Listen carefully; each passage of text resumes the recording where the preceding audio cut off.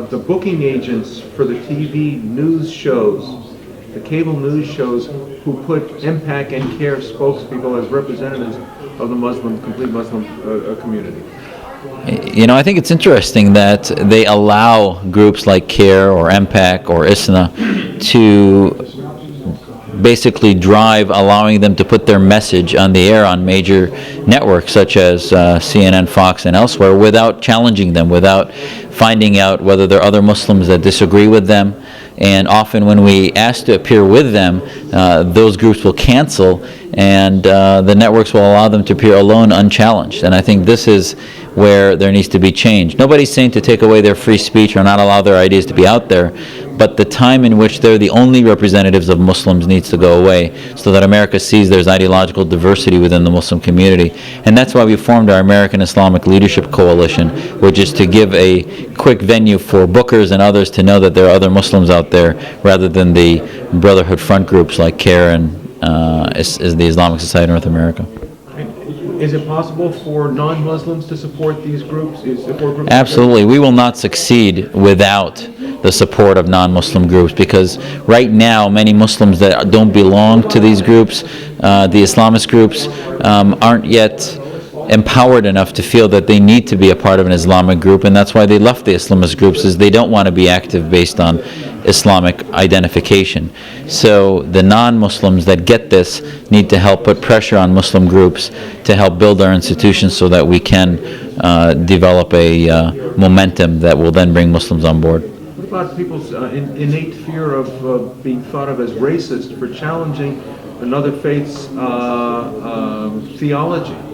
I think it's absurd for somebody to say that if you question an ideology which is theopolitical, that mixes religion and politics into one, that's racism. Racism is something against skin color, against something that's immutable, and they're not criticizing a personal faith practice, but they're criticizing a political ideology that threatens constitutional republic, that threatens our way of system and our way of governance. So that's not bigotry, that's wise politics and respectful disagreement. I mean, our country was founded on theological disagreements.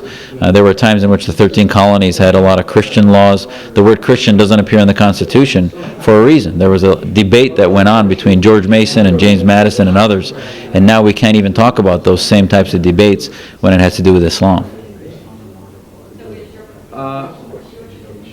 Can non-Muslims help this cause, you think?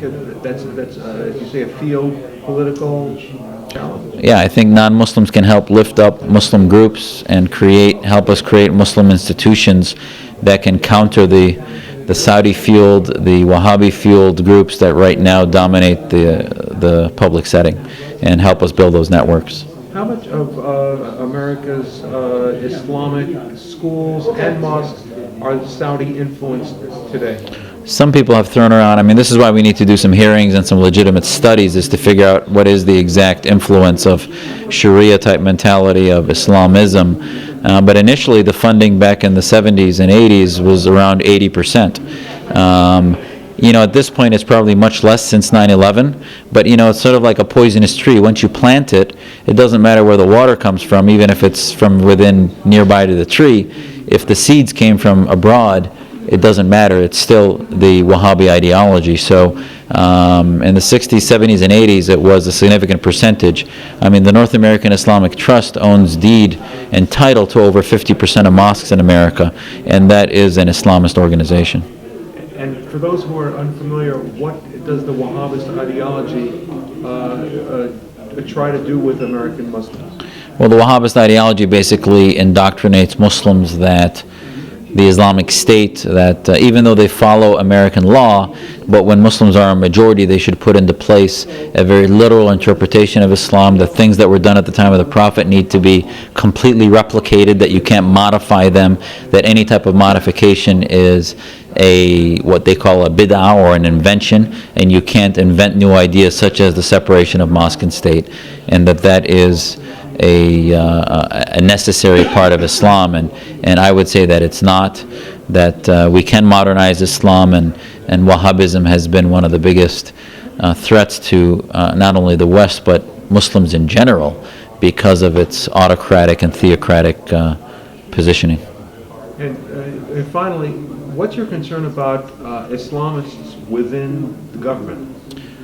You know, I think that the influence of Islamists within the government allows them to drive policy away from criticism of the theopolitical Islam, away from things that may change and help reformers and Islamists. So if you look at, for example, the U.S. Muslim Engagement Project, that was a project that drove the Cairo speech that President Obama gave, and you'll find that it was very soft on reform, very soft on helping dissidents, and ultimately that project not only was led by Madeleine Albright, but included ISNA and other Islamists within it, and looked at linking the Israeli-Palestinian issue and other things to counterterrorism, which in fact the only solution to counterterrorism is separation of mosque and state and Muslim reform, and all those other things are distractions. So Islamists in the government are all about creating distractions rather than actually fixing the root cause.